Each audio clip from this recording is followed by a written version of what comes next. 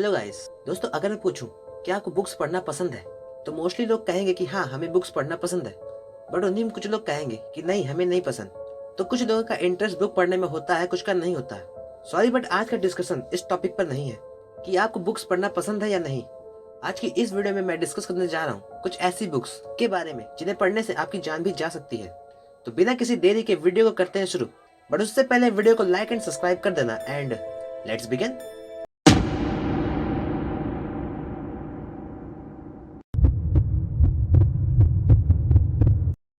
Number 1, Codex गीगस।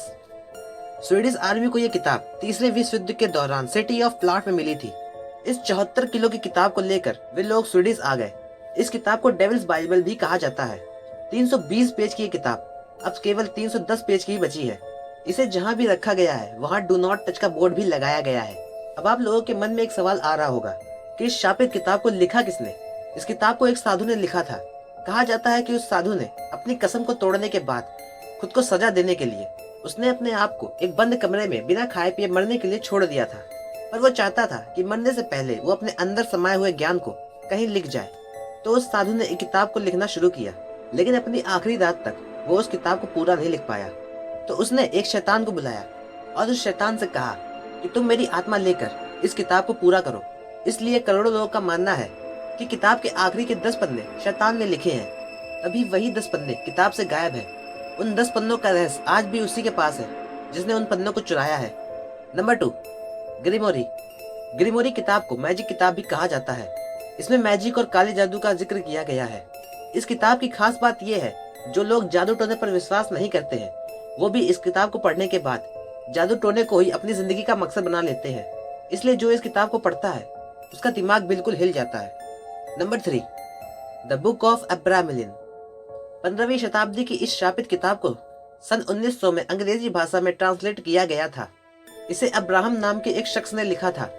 इस किताब को लिखने के पीछे की कहानी यह है कि जब अब्राहम इजिप्ट गए थे तो वहां पर वो एक जादूगर से मिले जिसने उन्हें सीक्रेट ऑफ मैजिक और शैतानी शक्तियों के बारे में बताया। फिर अब्राहम ने एक किताब के जरिए इस नकारात्मक ज्ञान को एक जगह एकत्रित कर लिया। इस किताब को पढ़ते हुए आपको अजीब अजीब टॉपिक मिलेंगे, जैसे कि मरे हुए लोग कैसे जिंदा होते हैं, दुनिया में कैसे आत्माओं से कांटेक्ट करें, यहाँ तक कि किताब में हवा में उड़ने का जादुई तरीका भी लिखा है। Number 4, the grand grimoire. इस किताब को द बुक ऑफ इनक्रेडिबल भी कहते हैं। इस किताब को वेटिकन सिटी की बिल्डिंग में रखा गया है। इस किताब में शैतानों से कांटेक्ट कैसे करें इसके बारे में बताया गया है। लोगों का कहना है कि जो भी इसे पूरा पढ़ लेता है उसे अपनी आत्मा बेचनी पड़ती है। यही वजह है कि इस किताब को वॉल्ट में लॉक करके रखा गया है। And finally last, number 5, नेक्रोनोमिकॉन। इस किताब को मौत की किताब भी कहा जाता है। इस किताब में मरे हुए लोगों से बात करने का तरीका लिखा है।